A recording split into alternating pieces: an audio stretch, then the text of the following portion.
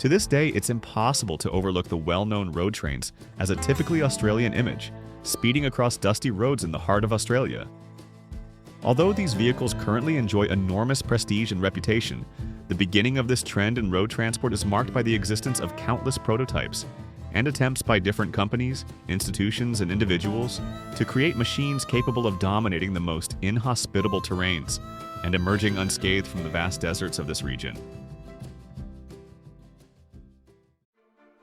The turning point, and consequently the reason for the emergence of these solutions, was the crisis that Commonwealth countries experienced after the First World War. While this event did not directly affect many of the countries that made up this global organization, they suffered a severe humanitarian and resource shortage due to the many soldiers who could not return home. In 1927, the British community determined that the most cost-effective way to revive the economies of many of these countries would be to develop a land tractor or a road train for transporting goods, supplies, and military equipment. This solution was seen as more profitable compared to building railways in remote areas, although it should be noted that these conclusions were drawn by people who had never even seen a sand dune, much less the challenging conditions of the unpredictable deserts. From this proposal emerged what can be considered one of the precursors of road trains themselves. Initially built by companies like Leyland Motors, these units were finally produced by the Associated Equipment Company and were known as the government road train. However, as its name suggests, these were vehicles for the exclusive use of military missions and governmental purposes, so a commercial solution for heavy transport still didn't exist. This window of opportunity was seized by the Australian mechanic Kurt Johannsen, who managed to become an icon for the transport industry, earning the title of the inventor of the road train. Born in 1915 to a Danish father and German mother, Johannsen was raised near Alice Springs, literally in the heart of Australia. Surrounded by the strong pastoral influence of the region, at just 11 years old, he managed to get his driver's license, influenced by his enormous ambition to progress. At 15, favored by owning his own truck, he won a government contract for sanitation and garbage collection services, thus beginning his journey in the world of transport. Kurt's first attempts to create a road train came at barely 20 years old. At that time, he was dedicated to mail delivery, thanks to another contract he won to move these loads on an extensive route that covered from Alcorta to Winnipeg. It was then that he decided to create his own specialized unit, which he called the Bitzer-Mulga Express, using parts from other vehicles to improve cargo capabilities, thus facilitating his transports. The idea was simple: to increase the amount of cargo he could transport while always maintaining its ability to travel both on and off the road. There is a peculiar story behind why Kurt chose this name. It is said that during this period as a mail carrier, he once broke an axle of his truck far from any landmark to call for help. Thanks to his knowledge, he managed to repair it well enough to get back to town, using nothing more than a mulga tree and a knife. Over time, the loads and ambition increased in parallel, evolving the very concept of that primitive road train. During the following years, the Bitzer-Mulga Express evolved to be capable of transporting 22 tons, a very significant amount for the time. However, the boom in Johannsen's career came after World War II, with a consolidated mechanical workshop and financial support that would completely change the transport industry. That financing, offered by a local cattle rancher, allowed him to buy trucks and mechanical items like trailers, sold in an army liquidation. With these parts, he was finally able to build the world's first commercial road train, made up of 3 self-guided trailers and using a Diamond T980 truck, which he affectionately nicknamed Bertha. While these trucks were used for all kinds of loads, for Kurt they became an indispensable tool for transporting cattle, completely revolutionizing the livestock industry in the heart of Australia.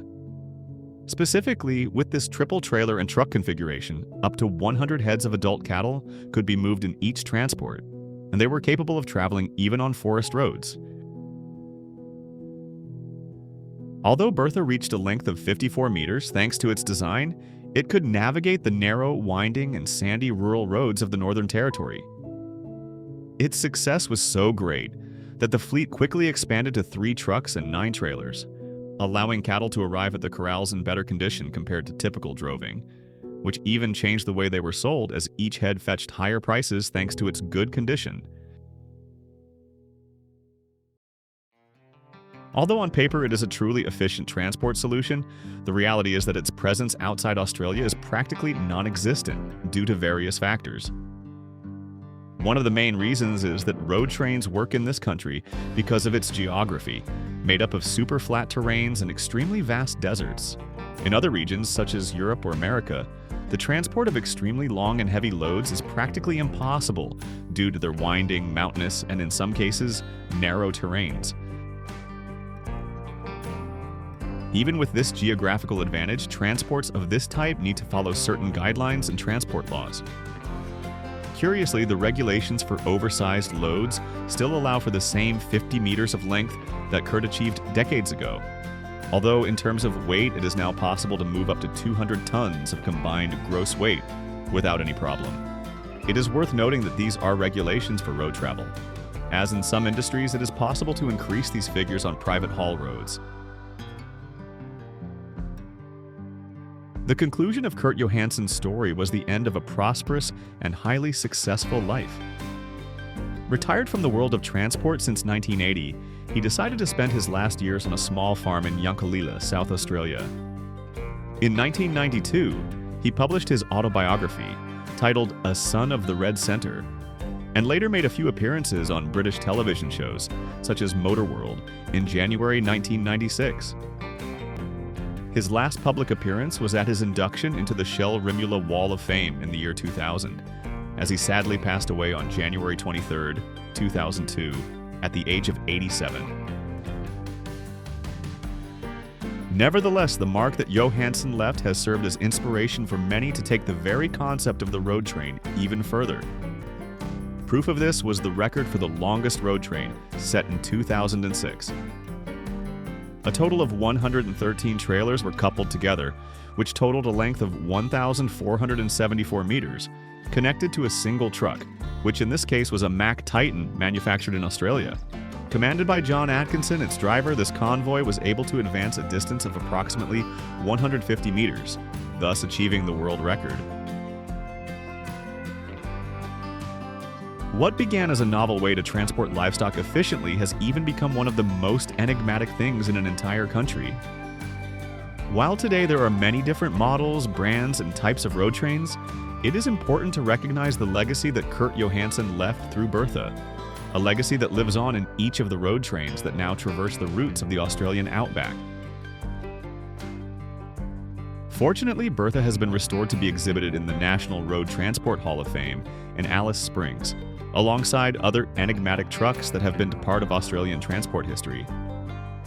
In this venue, she is recognized not only for being the first commercial road train, but also for having become the watershed for a whole revolution in Australian road transport.